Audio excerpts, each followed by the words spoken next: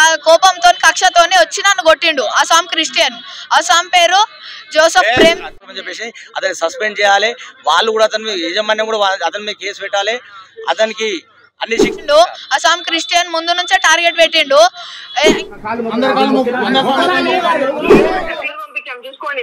నిన్న పంపించలేదు కదా మ్యామ్, నిన్న పంపించి నేను పంపించుకుంటుంటే ఇప్పుడు వచ్చేట్లా తీసుకెళ్తాం. నేను బస్సులో తీసుకెళ్లారు కాబట్టి బస్. Praise the lord. ప్రభువైన యేసుక్రీస్తు నామం పేట వీక్షిస్తున్న ప్రియ స్నేహితులందరికీ శుభాభివందనాలు తెలియజేసుకుంటున్నాను. నేను మీ బ్రదర్ వేణు జోసెఫ్ నండి. మరి అందరూ క్షేమంగా ఉన్నారని తలంచుతున్నాను. మరి ఈరోజు మరి ఒక స్పెషల్ టాపిక్తోని మీ మధ్యలోనికి వచ్చాను. అదేంటనంటే మరి మన దేశంలో మరి ముఖ్యంగా మన యొక్క తెలుగు 2 రాష్ట్రాల్లో జరుగుతున్నటువంటి కొంత మరి మతపరమైనటువంటి భేదాలు లేదంటే మతపరమైనటువంటి గొడవలకు కొంతమంది కారకులు అవుతున్నారని మీ అందరికీ తెలుసు. అయితే నిజాలు తెలుసుకోకుండా ఎవరిని కూడా మనం ఏది అనకూడదు. ఎందుకనంటే వాస్తవం ఏంటి అనేది తెలుసుకోవాలి ముందు. దాని తర్వాత మరి ఆ వ్యక్తులపైన ఆరోపణలు అవి నిజమా కాదా అని తెలుసుకున్న తర్వాతనే ఆ వ్యక్తిని శిక్షించాలి, లేదనంటే ఏదైనా మాట అనాలి. అంతేగాని ఏమీ తెలియకుండా ఒక వర్గానికి మాత్రమే, లేదంటే ఒక కులానికి మాత్రమే, లేదంటే ఒక జాతికి మాత్రమే, లేదంటే ఒక మతానికి మాత్రమే మనం ఒకవైపు మాత్రమే ఆలోచించి లేదంటే తెలుసుకున్న తర్వాత మాట్లాడడం అనేది కరెక్ట్ కాదు. 2 వైపులా కూడా ఈ విషయాలను తెలుసుకున్న తర్వాతనే అనాలి. మరి నేను ఎక్కువగా ల్యాగ్ చేయకుండా మరి టాపిక్లోనికి వెళ్దాం. అదేంటనంటే మీరు స్క్రీన్లో చూస్తున్నారు కదా, అయ్యప్ప మాల ధారణ చేసినటువంటి విద్యార్థిని చితకబాదినటువంటి మ్యాథ్స్ టీచర్. ఈ ఘటన దిల్సుఖ్ నగర్లో మరి ఒక నారాయణ హై స్కూల్లో, ఒక ప్రైవేటు హై స్కూల్లో మరి ఇది జరిగినట్టుగా మరి గడిచిన 10 రోజుల క్రితం మరి సంఘటన జరిగిందని మీ అందరికీ తెలుసు. అయితే వాస్తవం ఏంటనంటే ఈ బాబు ఏదైతే వశీకరణ అనేటువంటి ఆ బాబు అంట అయ్యప్ప మాల ధరించాడు. ఓకే, వెల్ అండ్ గుడ్, మంచిది. ఎందుకంటే అతనికి దేవుడు అంటే ఇష్టం కనుక అతని మాల ధరించాడు.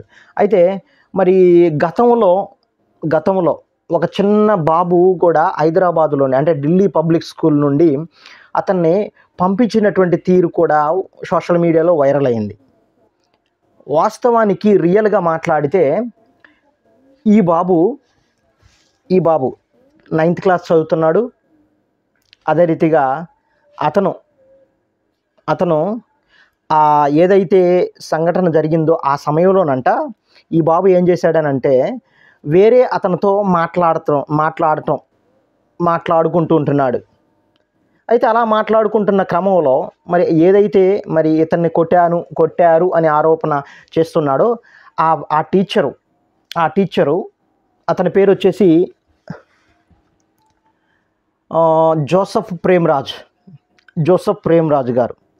అతను కొట్టాడని ఆరోపణ చేస్తున్నాడు. అయితే అతను వాస్తవానికి ఇతన్నే టార్గెట్ చేశాడు అని చాలా మరి వీడియోలలో ఈ బాబు మాట్లాడాడు. అయితే కొన్ని సందర్భాల్లో కొన్ని వీడియోల్లో ఇతను పలికినటువంటి మాటలు ఏంటనంటే మీరు ఇప్పుడు చూడగలరు. నా పేరు వశీకరణ్, నేను 9th క్లాస్ చదువుతున్నా, నారాయణ స్కూల్ దిల్సునగర్. నిన్న టైం 2:46కి ఇది జరిగింది. నా దగ్గరకు వచ్చి మీ వర్క్స్ మీరు చేసుకోండి అంటే మేము మాట్లాడుతున్నాం, బుక్ ఇవ్వమని చెప్పి అడుగుతుంటే ఆ కోపంతో కక్షతోనే వచ్చి నన్ను కొట్టిండు. ఆ సామ్ క్రిస్టియన్, ఆ సామ్ పేరు జోసఫ్ ప్రేమ్ రాజా. మీరు చూశారు కదా. మరి ఈ మాటల్లో మీకేం అర్థమైందో తెలియదు కానీ నేను కొంత ఎక్స్ప్లెయిన్ చేయాలని ఇష్టపడుతున్నాను. అదేంటంటే ఈ బాబు వేరే పక్కన ఉన్నటువంటి స్టూడెంట్స్తో మాట్లాడడం, అదే రీతిగా వారిని బుక్స్ అడగటం, మరి అక్కడ కొంత వాయిస్ అనేది వాళ్ళ మధ్య రేజ్ అయినప్పుడు మరి ఆ టీచరు మాట్లాడొద్దు అన్నప్పుడు ఈ బాబు అయినా కాముగా ఉండాలి, లేదనంటే పక్కన ఉన్నటువంటి యొక్క స్టూడెంట్స్ అయినా కాముగా ఉండాలి. నేను మాట్లాడలేదుగా నన్ను అంటారేంటి అని ఒకవేళ ఏదైనా మాట అనంటే ఏదైనా టీచర్గా ఉన్నటువంటి వాళ్ళు కోప్పడతారు. అది సహజం అండి. ఇంకొక విషయం ఏంటనంటే అతను మరి కర్ర తీసుకొని కొట్టాడు, అదే రీతిగా బూతులు మాట్లాడాడు అని చెప్పేసి ఆరోపించుకుంటున్నాడు. సరే, అది వాస్తవానికి ఈ బాబు అయితే చెప్తున్నాడు కానీ ఆ టీచర్ అయితే అలాగని చెప్పట్లేదు. నేనైతే కొట్టింది వాస్తవమే, సరే నన్ను క్షమించండి అని చెప్పేసి కాళ్ళు పట్టుకున్నటువంటి వీడియో కూడా మీరు చూడగలరు. చెప్పేసి అందరు కాళ్ళు మొక్కేసి అయిపోతాం కదా, లేదంటే ఇంకా వేరే కొట్టింది తప్పైంది. కాలుతోనే దాని లేదు కదా. కాళ్ళు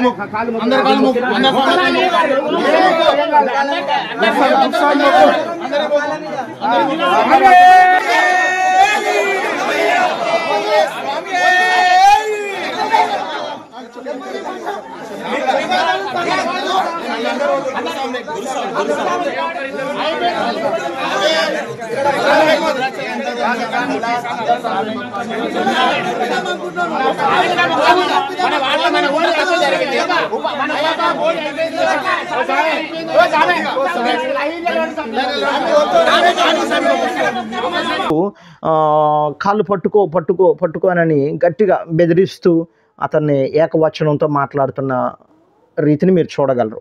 అయితే నేను ఇక్కడ ఈ విషయంలో నేను కొన్ని పాయింట్స్ని రైజ్ చేయాలని ఆశపడుతున్నాను. ఈ యొక్క అయ్యప్ప మాల, అయ్యప్ప స్వామి యొక్క మాల దీక్ష, మనం అనుకుందాం దీక్ష, ఎస్, ఇది సహజంగా పెద్దవాళ్ళు వేసుకుంటారు, అదే రీతిగా చిన్నపిల్లలు కూడా వేసుకుంటారు, స్త్రీలు మాత్రం వేసుకోరు ఈ మాలని. అయితే ఈ మాల చిన్నపిల్లలు వేసుకుంటారు, అంటే ఐ మీన్ బాయ్స్ కానీ చిన్నపిల్లలు గర్ల్స్ కానీ వాళ్ళు వేసుకుంటారు, పెద్దవాళ్ళు వేసుకోరు. ఏది స్త్రీలు పెద్దవాళ్ళు వేసుకోరు, ఓన్లీ పురుషులు మాత్రమే వేసుకుంటారు. అయితే ఈ యొక్క మాల గురించి కొంత నిష్టను, అంటే వాళ్ళు చేసే ఆ దీక్షలో ఉన్నటువంటి నిష్టను గురించి నేను చెప్పాలనుకుంటున్నాను. ఈ యొక్క మాల వేసుకున్నప్పుడు వీళ్ళు ఉదయాన్నే లేచి స్నానం చేస్తారు, చన్నీళ్ళతోనే స్నానం చేస్తారు. అదే రీతిగా ఇంట్లో ఉన్నటువంటి స్త్రీలు కానీ పురుషులు కానీ ఇంకెవరైనా చేసినటువంటి వంట ఏది తినరండి, వాళ్ళంతటి వాళ్ళే సెల్ఫ్ కుకింగ్ చేసుకుంటారు, మంచిగా తింటారు, అదే రీతిగా పూజలు చేస్తారు, నిష్టగా ఉంటారు. ఆ యొక్క ఏదైతే 41 రోజు ఉంటుందో లేదంటే ఇంకా ఎక్కువ రోజులు ఏదైతే ఉంటుందో ఆ రోజులన్నీ కూడా ఎవరితో కూడా బూతులు మాట్లాడకుండా, లేదంటే ఎవరిని కూడా గొడవ పడకుండా, తిట్టకుండా, మరి మాత అని అదే రీతిగా స్వామి అని అట సంబోధిస్తూ గౌరవపదమైనటువంటి పదాలతో వాడుతూ వారు వ్యవహరిస్తారు. మంచిది, వెల్ అండ్ గుడ్. అయితే ఈ యొక్క దీక్షలోని ఇంకొకటి కూడా ఉన్నదన్నమాట. అదేంటనంటే చూడండి, స్త్రీలు ఉన్నారు కదా, ఆ స్త్రీలు ఒకవేళ మెన్సెస్ లేదంటే పీరియడ్స్ అవుతున్న క్రమంలో ఒకవేళ ఏ స్త్రీ అయినా లేదంటే తల్లే కానీ భార్యే కానీ ఇలాగా మెన్సెస్లో ఉన్నప్పుడు ఆ స్త్రీ దగ్గరకు కూడా వెళ్ళరు ఈ స్వాములు, ఆ స్త్రీలు కూడా వీళ్ళ దగ్గరకు కూడా రానివ్వరు. ఇది ఒక నిష్టగా ఉంటుందన్నమాట. అంటే ఇది ఒక మాలిన్యము లేదనంటే ఒక మరి అంటు అనే రీతిగా వాళ్ళు వ్యవహరిస్తారు. ఓకే, మంచిది, ఎందుకంటే నిష్ట. అయితే నేను ఇక్కడ రేట్ చేసేటటువంటి పాయింట్ ఏంటంటే స్కూలు ఎప్పుడైతే ప్రైవేట్ స్కూల్ కానీ గవర్నమెంట్ స్కూల్లో కానీ మనం జాయిన్ చేయించేటప్పుడు, పిల్లల్ని జాయిన్ చేసేటప్పుడు టీచర్లు మనకి ఒక ఏమంటారు అగ్రిమెంటు పత్రం అని ఒకటి ఇస్తారండి. దాంట్లోని మనం అంటే తల్లిదండ్రులుగా ఉన్నటువంటి వాళ్ళు ఏం చేస్తారనంటే ఆ యొక్క అగ్రిమెంట్లోని సంతకం చేస్తారు. సరే, కొంతమంది చదివి చేస్తారు, కొంతమంది చదవకుండా చేస్తారు, అంటే చదువు రానోళ్ళు. కొంతమంది ఏంటంటే నాకు తెలుసులే అని చెప్పేసి సైన్ చేస్తుంటారు. వాస్తవానికి ఆ అగ్రిమెంట్లో ఏముంటుందనంటే rule is rule for all. Dress code వేసుకోవాలి. ఏ విషయంలోనైనా ఒకవేళ చదువు రానిటువంటి క్రమంలో మీ బాబును కొట్టినా తిట్టినా కూడా దానికి మీరు అగ్రి అవ్వాలి. ఎందుకంటే మీ బాబు భవిష్యత్తే మా ధ్యేయంగా మేము పనిచేస్తాము, మంచిగా ఎడ్యుకేషన్ ఇస్తాము అని చెప్పేసి మాట్లాడతారు. అదే రీతిగా దాంట్లోని రాసినటువంటి మరి మ్యాటర్ కూడా మీరు చూడగలరు. మరి ఈ యొక్క హై స్కూల్ అంటే నారాయణ హై స్కూల్, ఆ యొక్క స్కూల్లోని జాయిన్ చేసినప్పుడు ఈ యొక్క తల్లిదండ్రులు ఉన్నటువంటి వీళ్ళు, ఈ బాబు యొక్క తల్లిదండ్రులు మరి ఆ సిగ్నేచర్ చేశారో లేదో నాకైతే తెలియదు. వాస్తవానికి మాట్లాడాలంటే స్కూల్లోని ఎలాంటి మతం కానీ ఎలాంటి వర్గం కానీ జాతులు కానీ ఏ భేదాభిప్రాయం అనేది ఉండదండి. అది అంటే చూడండి, ఒక పెద్ద కులానికి చెందినవాడు చిన్న కులానికి చెందినవాడు అని డ్రెస్లో కనపడుతుందనే, సివిల్ డ్రెస్లో కనపడుతుందనే స్కూల్ వాళ్ళు అంటే ఒక ఎడ్యుకేషన్ అంటే ఆ యొక్క చదువుకు సంబంధించినటువంటి పెద్దలు గుర్తించి వాళ్ళు ఏం చేశారంటే స్కూల్ యూనిఫామ్ అని ఒకటి ప్రవేశపెట్టారు. ఆ స్కూల్ యూనిఫాము దేనికి నిదర్శనంగా ఉంటుందనంటే ప్రతి ఒక్కరు కూడా విద్యకు అర్హులే, ప్రతి ఒక్కరూ కూడా సమానమే, చదువు అనేది అందరికీ అనే ఒక మాటను సూచిస్తుంది. మరి ఆ యొక్క చదువు అందరికీ అనుకునేటటువంటి ఆ డ్రెస్ యూనిఫామ్ని ఈ యొక్క సోదరులు, తమ్ముడు, అదే రీతిగా వాళ్ళ నాన్నగారు వాళ్ళు పలుకుతున్నటువంటి మాటలు ఎలా ఉన్నాయనంటే, ఒక మతోన్మాదంతో ఇంకెవరో వాళ్ళని ఎక్కించి లేదంటే వాళ్ళని పురుకొల్పి మాట్లాడించినట్టుగా ఉన్నదన్నమాట. మాలలో ఉన్నవాడిని కొట్టొచ్చా అని అంటున్నారు. మరి మాలలో ఉన్నవాడు స్కూల్కి ఎందుకు వెళ్ళాలి? నా ఫస్ట్ పాయింట్. మరి మాల్లో ఉన్నవాడిని బూతులు తిట్టొచ్చా అని అంటున్నారు. వాస్తవానికి మాల్లో ఉన్నటువంటి వ్యక్తి స్కూల్కి పోకూడదు అనేటువంటిది ఇతనికి తెలియదా?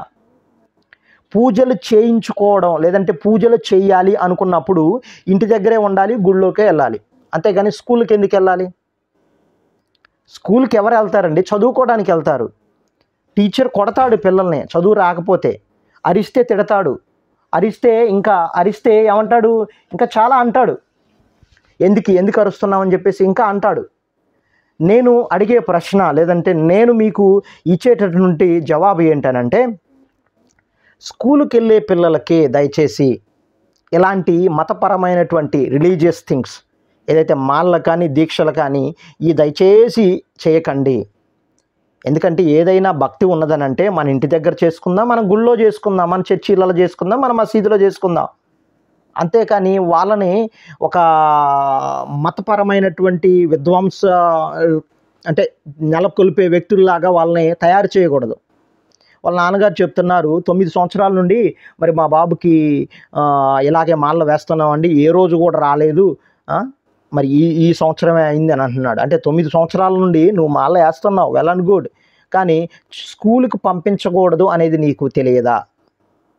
స్కూల్లోని ఫర్ ఎగ్జాంపుల్గా నేను ఒక చిన్న లాజిక్ నేను చెప్తున్నాను. స్కూల్లో టీచర్ ఉంటారండి, లేడీ టీచరు, మేడం గారు ఉంటారు. మేడం గారు అని అంటే మన అందరికీ తెలుసు, ఒకవేళ ఆమె మెన్సెస్లో ఉందనుకోండి, అప్పుడు ఎవరికి నష్టం? ఒకసారి ఆలోచించండి. ఆ స్త్రీనే లేదంటే ఆ మేడమే ఆ బాబు మాల్లో ఉన్నాడు కదా నేను వెళ్ళకూడదని చెప్పేసి మేడం ఒకవేళ ఆ స్కూల్కి వెళ్ళకుండా అంటే క్లాస్కి వెళ్ళకుండా బయటనే ఉందనుకోండి, అప్పుడు ఎవరికి నష్టం? ఆ స్కూల్లో ఆ క్లాసులో ఉన్నటువంటి పిల్లలందరికీ కూడా నష్టం. ఎవరి వల్ల నష్టం? ఈ బాబు వల్ల నష్టం. నేను అంటాను, ఈ విషయాలన్నీ కూడా ఒకసారి అంటే ఒక సాధారణ వ్యక్తిగా మనం ఆలోచించినా సరిపోతుంది. అయితే ఇంకొక మాటలు ఏంటనంటే ఇంకొక విషయం ఏంటనంటే వీళ్ళు అంటే ఆయన తప్పు చేశాడు, కాళ్ళు పట్టుకోండి అని చెప్పేసి కాళ్ళు పట్టించుకున్నారు. ఓకే, మీకు అది మంచి అనిపించింది, సబం అనిపించింది, అందుకని కాళ్ళు పట్టమని మీరు పట్టించుకున్నారు. ఓకే, మంచిది. అయితే నేను అంటాను, గురు విష్ణు, గురు బ్రహ్మ, గురుదేవ మహేశ్వర అని చెప్పేసి మీ యొక్క మరి గ్రంథాల్లో ఉంటుంది. అదే రీతిగా చదువుకునేటువంటి పుస్తకాల్లో కూడా ఉంటుందండి. మీకు తెలియదా? గురువు ఒక బ్రహ్మ లాంటి వాడు, గురువు ఒక విష్ణు లాంటి వాడు, గురువు ఒక మహేశ్వరుడు లాంటి వాడు. మరి ఆ చదువు చెప్పే ఆ గురువే తక్కువ స్థానంగా ఉండి కాళ్ళు పట్టించుకుంటే అది ఎంత శాపం లేదంటే ఎంత దిగజారినటువంటి స్థితికి నీకు వస్తుందని ఆలోచించరా? ఒక ఉన్నత అధికారిగా ఒక టీచర్గా ఉంటూ అతను పాఠాలు నేర్పి ఎంతో మందిని మరి ఒక మంచి భవిష్యత్తుగా ఉండాలి, భవిష్యత్ తరంలో ఒక నాయకులుగా లేదంటే ఒక ఉన్నత అధికారులుగా తీర్చిదిద్దాలని వారు మంచి బోధన అందిస్తుంటే ఇక్కడ ఏదో వాళ్ళ యొక్క మనోభావాలు దెబ్బతిన్నాయని ఏదో ఒక అంటే ఏమంటారు మా మతాన్ని బాగా హేళన చేశాడు, అది చేశాడు, ఇది చేశాడని వాళ్ళు ఎంతగా మాట్లాడి కాళ్ళు పట్టుకునేటట్టుగా చేశారు. నేను అంటాను, గురువుకి వాల్యూ ఇవ్వనటువంటి ఏ వ్యక్తి అయినా వర్ధిల్లడు. అదే రీతిగా ఇంకొక మెయిన్ రీజన్ ఏంటనంటే ఈ యొక్క బాబు చెప్పే మాటలు, అదే రీతిగా అక్కడ ఉన్నటువంటి వ్యక్తులు చెప్పే మాటలు, వాళ్ళ తల్లిదండ్రులు చెప్పే మాటలు ఏంటనంటే ఏం చెప్తున్నారనంటే ఆ యొక్క కొట్టినటువంటి టీచర్ ఎవరైతే ఉన్నాడో అతనంట క్రిస్టియన్, ఒక క్రైస్తవుడు అని వీళ్ళు సంబోధిస్తున్నారు. నేను అంటాను, నీకు కొట్టాడు అనే బాధ ఉన్నదా, లేదనంటే క్రిస్టియన్ కొట్టాడని బాధ ఉందా? ఒక దళితుడు కొట్టాడని బాధ ఉందా నీకు? ఏ విషయంలో నువ్వు బాధపడి అతన్ని కాళ్ళు పట్టుకో అని అంటున్నావు? అతడు తప్పు చేశాడని అంటున్నావు. చైల్డ్ అబ్యూస్ కింద కేసు పెడతానని చెప్పేసి అంటున్నారు. చైల్డ్ అబ్యూస్ ఎవరు చేశారు? అంటే స్కూల్లో టీచర్ పిల్లలను కొట్టడం చైల్డ్ అబ్యూసా? చదువు రావట్లేదని, చదువు రావాలి అని కొడతాడండి. అదంత మాత్రాన ఇక చైల్డ్ అబ్యూస్ అవుతుందా? అట్ట అనుకుంటే ఈ యొక్క దేశంలోనే ఏ స్కూలు ఉండదండి. కొట్టనటువంటి టీచర్ ఉండడు, ఏ స్కూలు ఉండదు. ఒకసారి ఆలోచించండి. నాది దేశం, మాది, మా ప్రజలు, మేము మేము మేము అని గర్విస్తున్న మీరు వాస్తవానికి ఆలోచిస్తే భారతదేశానికి ఎవరు తీసుకొని వచ్చారు ఎడ్యుకేషన్? ఎవరు తీసుకొని వచ్చారు స్కూల్స్? ఎవరు తెచ్చారు? ఆ క్రిస్టియన్స్ కాదా? ఆ మిషనరీస్ కాదా? ఎన్నో మిషన్ స్కూల్స్ తీసుకొచ్చారు. పిల్లలకి కుల మత భేద, ఏ వర్గ జాతి ఎలాంటి భేదం లేకుండా అందరినీ కూడా ఆదరించి, అందరినీ కూడా ప్రేమించి వాళ్ళు చదువునిచ్చారు. అలాంటి వ్యక్తులు అంత మంచి పని చేసినప్పుడు మరి ఈ క్రిస్టియను కొట్టింది ఆ టీచర్ ఏదైతే ఆ జోసఫ్ ప్రేమరాజు గారు ఉన్నారో అతను క్రిస్టియన్ అని చెప్పేసి ఏలెత్తి అతన్ని ఒక అంటరాని వ్యక్తిగా అన్నట్టుగా చూపిస్తున్నారు. ఒకసారి ఆలోచించండి. క్రిస్టియన్ అయితే తప్పు, అదే ఉన్నత వర్గానికి లేదంటే ఉన్నత కులానికి చెందినవాడు కొట్టినట్టయితే మీరు ఇంత రాదంతం చేయరు. నేను అంటాను, కులాలు వర్గాలు చూడకండి, పిల్లలకి మంచి నేర్పండి. టీచర్ కొట్టాడా, టీచర్ తిట్టాడా, అది దేనికి తిట్టాడని మీరు ఆలోచించండి. మొదట తల్లిదండ్రులు చేసిన తప్పేంటో తెలుసా? మాల వేసుకున్న తర్వాత కూడా స్కూలుకు పంపించకూడదు. ఆ దీక్షలో ఉన్నప్పుడు దీక్షలోనే నిష్టగా ఉంచండి, ఇంటి దగ్గరే పూజలు చేయించండి, భజనలు చేయించండి. అంతేకాని సగం సగం భక్తిలాగా చదువు కావాలి, పూజలు కావాలి, దీక్ష కావాలి, స్కూల్కి వెళ్ళాలి అని అంటే అది సంపూర్ణంగా అవ్వదు. రెండవది, ఒక వర్గానికి చెందినటువంటి టీచరు అని మీరు ఏలెత్తి చూపించి అతన్ని ఒక దళితుడిగా లేదనంటే ఒక క్రిస్టియన్గా మీరు అతన్ని అలాగ హేళన చేయడం అనేది కరెక్ట్ కాదు. ఒకసారి ఆలోచించండి. ఈ రోజుల్లో ఎవరండి కులాలు జాతులను చూసేది?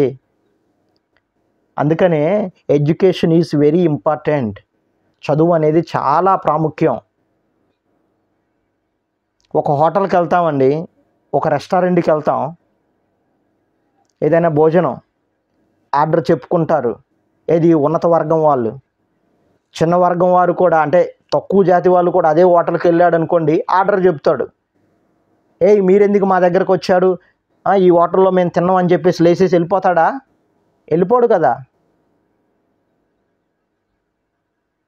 నీ దగ్గర డబ్బు ఉంటే ఉంచుకో, నీ దగ్గరే ఉంచుకో. నీ దగ్గర బంగ్లాలు ఉంటే బంగ్లాలు ఉంచుకో. అంతేగాని వర్గాన్ని మతాల మధ్య చిచ్చులు పెట్టాలని చూడకో. అర్థం చేసుకోండి. ఈ వీడియో కూడా కొద్దిగా మీరు చూడండి, అప్పుడు మీకు అర్థమవుతుంది.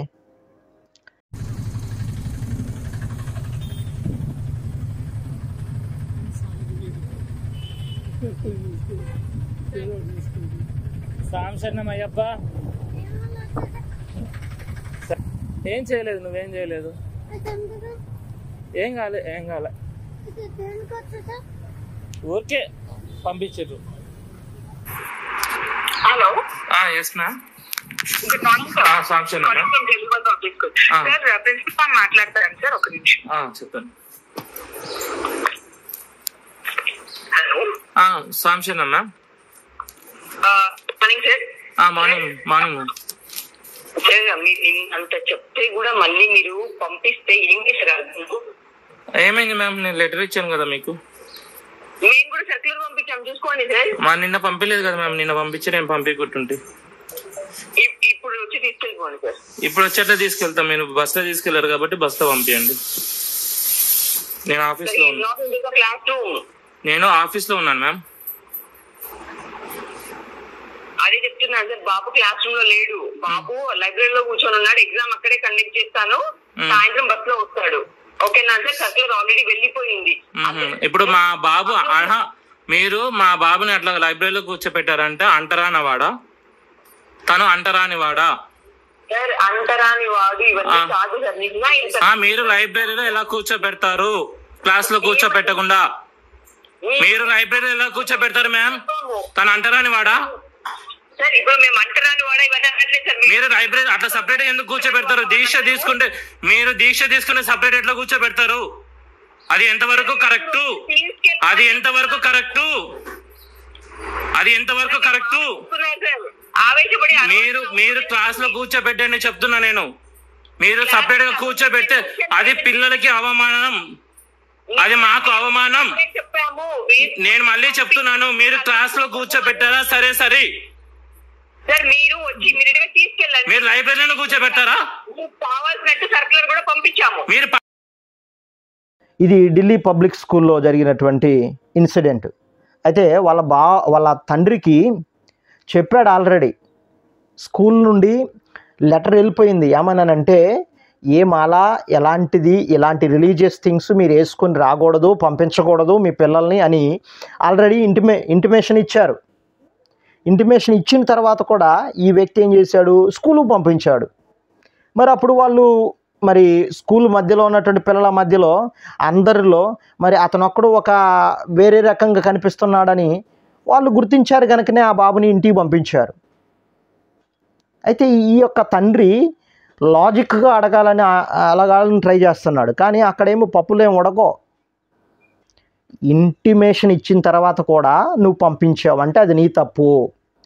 ఇంకొకటి, స్కూల్కి ఎలాంటి మతపరమైనటువంటి యూనిఫామ్ కానీ లేదంటే దీక్షకు సంబంధించినటువంటి డ్రెస్ కోడ్లు కానీ వేసుకొని వెళ్ళకూడదు అని కూడా ఆల్రెడీ స్కూల్లో చేర్పించేటప్పుడే అగ్రిమెంట్లో మనం సంతకం పెడతాం.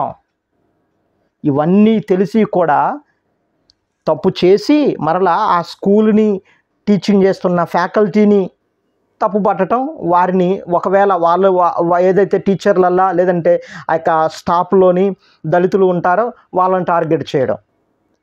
ఇగో ఈ బాబు అంటాడు నన్ను టార్గెట్ చేశాడు అని అంటాడు.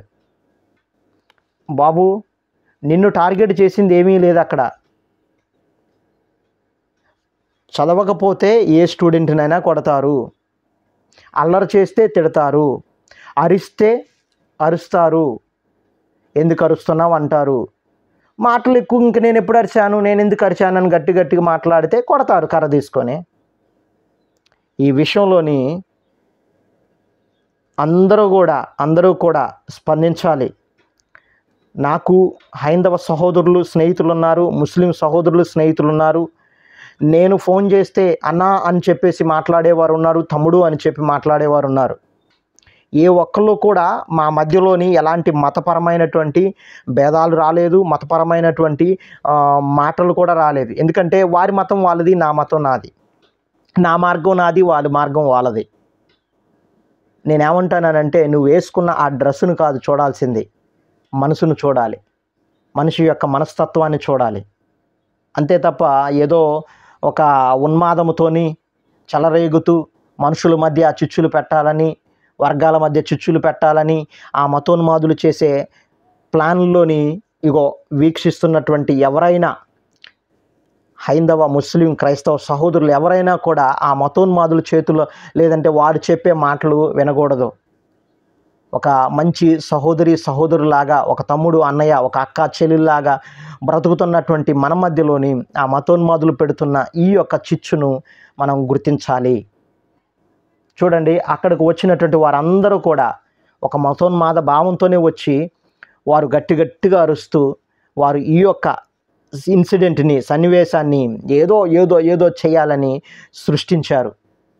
నేను అంటాను, ఈ విషయంలోని ఆ స్కూల్ టీచర్కి, అదే రీతిగా ఆ స్కూల్ యాజమాన్యానికి, లేదంటే ఆ యొక్క స్కూల్ యొక్క స్టాఫ్కే న్యాయం ఉన్నది. వారు చేసింది కరెక్టే. కొట్టడం అనేది ఓకే, కొట్టకూడదు, కానీ నువ్వు చేసే తప్పును బట్టే వారు కొడతారు. కొట్టినంత మాత్రాన అదేమీ పెద్ద నేరం కాదు. టీచర్స్ అన్న తర్వాత కొడతారు, తిడతారు చదువు రాకపోతే, అల్లరి చేస్తే. అంతేకాని మరి వారిపైన ఇలాగా తప్పుడు కేసులు పెట్టాలని ఇవన్నీ అనుకోవడం చాలా రాంగ్. ఇగో ఈ యొక్క ఫోటోను కూడా మీరు చూడగలరు. మరి ఈ ఫోటోలోని డ్యూటీ చేస్తున్నటువంటి కేరళ పోలీసులు ఏం చేస్తున్నారు? వారికి ఒక యూనిఫామ్ ఉందండి. అదేంటి? కాకి బట్ట. కాకి బట్టలు వేసుకుంటేనే పోలీస్ అనే అర్థం అందరికీ తెలుసు. అదే కాకి బట్టలు లేకుండా నార్మల్ బట్టలు వేసుకొని అక్కడ డ్యూటీ చేశాడనుకోండి, ఎవరైనా వింటారన్నమాట? ఎవరు వినరు. సొసైటీలో ప్రతి ఒక్క జాబ్కి దానికి తగినటువంటి రూలు రెగ్యులేషన్స్ ఉంటాయి. చదువుల్లో అయితే యూనిఫామ్ అని, చదువుల్లో అనంటే డిసిప్లిన్ అని, అదే రీతిగా ఈ యొక్క ఏదైతే ఒక జాబ్ చేస్తున్నప్పుడు కానీ కాలేజీలో చదువుతున్నప్పుడు కానీ తగినటువంటి యూనిఫామ్ ఉంటుందండి. ఈ పోలీసులకు కూడా యూనిఫామ్ అనేది ఉన్నది, మీరు చూడొచ్చు. మరి అదే ఆ మెట్లు ఏదైతే ఉన్నాయో పవిత్రమని వాళ్ళు భావిస్తారు. ఓకే, వాళ్ళ దేవుడు, వారి యొక్క సిద్ధాంతం, వారి యొక్క మతానికి సంబంధించినటువంటి, దైవానికి సంబంధించినటువంటి ఆ ఆరాధ్య స్థలం కనుక దాన్ని మంచిగా దైవంగా ఒక పవిత్రంగా భావిస్తారు. ఓకే, నో ప్రాబ్లం, వారు భావించవచ్చు. అయితే అక్కడ ఆ స్థలాన్ని ఈ పోలీసులు ఎక్కారని చెప్పేసి మనము, లేదనంటే ఈ యొక్క స్వాములు అనేటువంటి వారే కానీ ఇంకా మతోన్మాదంతో పిచ్చెక్కుతున్నటువంటి వ్యక్తులు ఎవరైనా ఆ మాటలు అంటే కనుక అది కరెక్ట్ కాదు. ఎందుకనంటే వాళ్ళ డ్యూటీ వాళ్ళు చేయాలి కనుకనే వారికి ఒక యూనిఫామ్ డ్రెస్ కోడ్ అనేది ఉన్నది. అదే రీతిగా స్కూల్లో కూడా, స్కూల్కి వెళ్ళినప్పుడు కూడా ఈ డ్రెస్ కోడ్ అనేది ఉంటుంది కనుక దీన్ని కూడా గుర్తిస్తారని, గ్రహిస్తారని అందరికీ కూడా తెలియజేస్తూ నా మాటలు నేను ముగిస్తున్నాను. నా మాటల ద్వారా ఎవరికైనా నొప్పి కలిగినట్లయితే దయతో క్షమించండి. ఎందుకనంటే సత్యం ఎప్పుడైనా, నిజం ఎప్పుడైనా మనసును నొచ్చుతుంది. అందుకని ఈ విషయాలన్నీ గుర్తించండి. నేను మీ సహోదరుడు, మీ బ్రదర్ వేణు జోసఫ్ని. Thank you. అందరికీ వందనాలు, శుభాలు, క్షేమములు. Thank you. God bless you all.